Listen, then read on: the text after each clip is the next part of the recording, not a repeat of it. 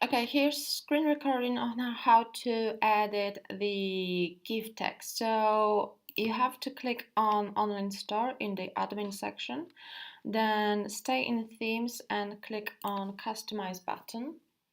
And then from the next section, you will be able to access the GIFs on the home page.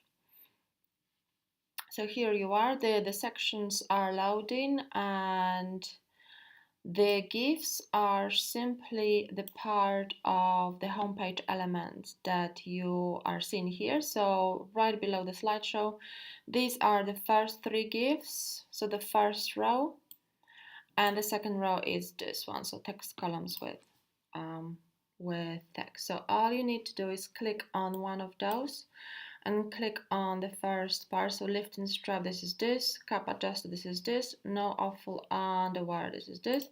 Click on it to evolve it and edit the text right here.